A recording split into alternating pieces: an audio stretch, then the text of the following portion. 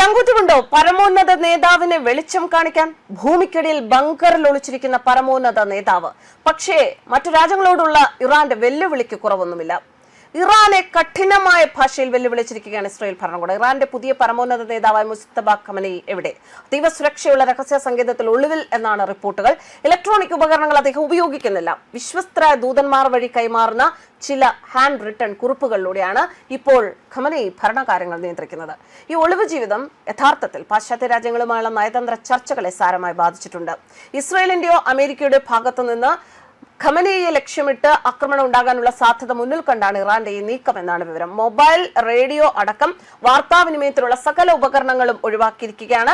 വിശ്വസ്തരായ ദൂതന്മാരുടെ കൈവശം കൊടുത്തുവിടുന്ന കുറിപ്പുകളിലൂടെയാണ് ഭരണകൂടത്തിലെ ഉന്നതരുമായി സംസാരിക്കുന്നത് എന്നാണ് അന്താരാഷ്ട്ര മാധ്യമങ്ങൾ റിപ്പോർട്ട് ചെയ്യുന്നത്.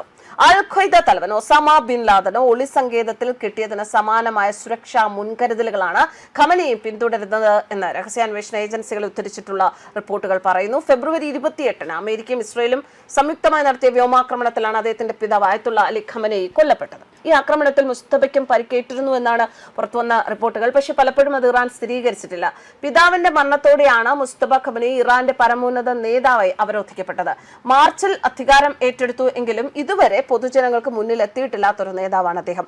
ഇസ്രായേൽ ചാര സംഘടനകളുടെ നിരീക്ഷണം പേടിച്ച് ടെലിഫോണോ മറ്റ് ഇലക്ട്രോണിക് സംവിധാനങ്ങളോ ഉപയോഗിക്കുന്നില്ല. കൈകൊണ്ട് എഴുതിയ കത്തുകൾ, അതും രഹസ്യ ദൂതന്മാർ വഴി കൈമാറുന്ന രീതിയാണ് ഇപ്പോൾ ആശ്രയിക്കുന്നത്. ഇറാനും പാശ്ചാത്യ രാജ്യങ്ങളും തമ്മിലുള്ള നയതന്ത്ര ചർച്ചകളെ ഖമനേയിയുടെ ഒളിവ് ജീവിതം സാരമായി ബാധിച്ചിട്ടുണ്ട്.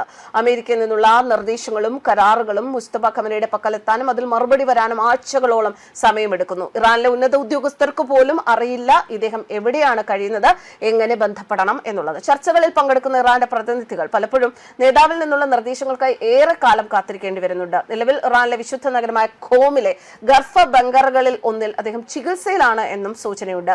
രാജ്യത്തെ പല മുതിർന്ന ഉദ്യോഗസ്ഥരും ഇസ്രായേലിന്റെ ഡ്രോൺ ആക്രമണങ്ങൾ ഭയന്ന് ഭൂഗർഭ കേന്ദ്രങ്ങളിലേക്ക് മാറിയിട്ടുണ്ട്. ഇറാൻ വിപ്ലവ ഗാർഡിലെ IRGCയിലെ മുതിർന്ന കമാൻഡർമാരുടെ മേൽനോട്ടത്തിലാണ് ഖമനേയിയുടെ സുരക്ഷാ ക്രമീകരണങ്ങൾ. എന്തായാലും ഇലക്ട്രോണിക് സംവിധാനങ്ങൾ പൂർണ്ണമായി ഉപേക്ഷിച്ചതോടെ കൈകൊണ്ട് എഴുതിയ കത്തുകൾ വിശ്വസ്തരായ രഹസ്യ ദൂതന്മാർ വഴി കൈമാറുന്ന രീതിയാണ് ഖമനേയി സ്വീകരിച്ചിരിക്കുന്നത്. ഉന്നതരുമായും സൈനിക മേധാവികളുമായും ഈ ഒരേ രീതിയിൽ തന്നെയാണ് ആശയവിനിമയം നടത്തുന്നത്. ഇറാനും പാശ്ചാത്യ രാജ്യങ്ങളും തമ്മിലുള്ള നയതന്ത്ര ചർച്ചകളെയും ഒപ്പം ഭരണപരമായ തീരുമാനങ്ങളെയും ഒക്കെ വലിയ രീതിയിലാണ് ഇത് ബാധിച്ചിട്ടുള്ളത്. പരമോന്നത നേതാവിന്റെ പക്കൽ അമേരിക്കയിൽ നിന്നുള്ള നിർദ്ദേശങ്ങൾ എത്തണമെങ്കിലും മറുപടി വരാനും ഒക്കെ ധാരാളം സമയം എടുക്കുന്നു എന്നുള്ളതാണ് ഇപ്പോൾ ഇവർ ഫേസ് ചെയ്യുന്ന ഏറ്റവും വലിയ ഒരു പ്രോബ്ലം. എന്നാൽ പോലും എവിടെയാണ് ഇദ്ദേഹമെന്നോ അല്ലെങ്കിൽ അദ്ദേഹം വെളിച്ചത്ത് വരാനോ മുതിരുന്നില്ല. ആയത്തുള്ള അലി ഖമനേയി കൊല്ലപ്പെട്ടതിനെ തുടർന്നാണ് മുസ്തഫ ഖമനേയി അധികാരം ഏറ്റത്.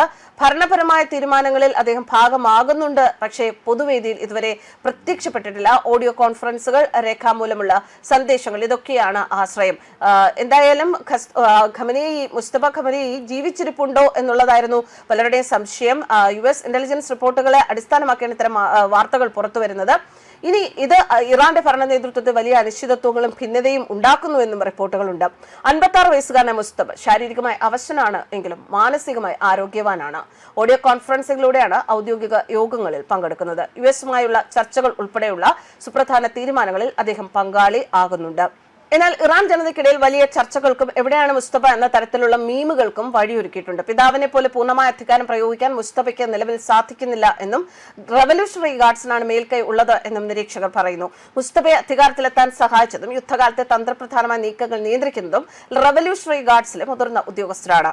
മാർച്ച് 12-ന് ഹോർമൂസ് കടലെടുക്ക അടച്ചിടാൻ ആഹ്വാനം ചെയ്തുകൊണ്ടും മാർച്ച് 20-ന് പേർഷ്യൻ പുതുവർഷത്തോടനുബന്ധിച്ച് ഈ വർഷത്തെ പ്രതിരോധത്തിന്റെ വർഷം എന്ന് വിശേഷിപ്പിച്ചുകൊണ്ടും പുറത്തുവന്ന സന്ദേശങ്ങൾ മുസ്തഫയുടെ പേരിൽ രേഖാമൂലം പ്രസിദ്ധീകരിച്ചവയായിരുന്നു. അദ്ദേഹത്തിന്റെ ചിത്രങ്ങളോ ശബ്ദരേഖയോ പുറത്തുവിടാത്തത് ഇറാൻ ജനതയ്ക്കിടയിൽ വലിയ ദുരൂഹതകൾക്കും സാമൂഹിക മാധ്യമങ്ങളിൽ മുസ്തഫ എവിടെയാണ് എന്ന തരത്തിലുള്ള ചോദ്യങ്ങൾക്കും കാരണമായിട്ടുണ്ട്.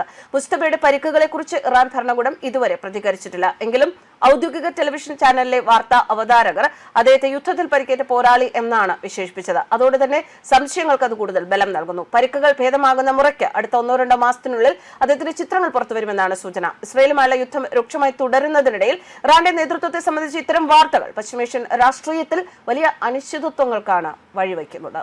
News desk കർബൻസ്.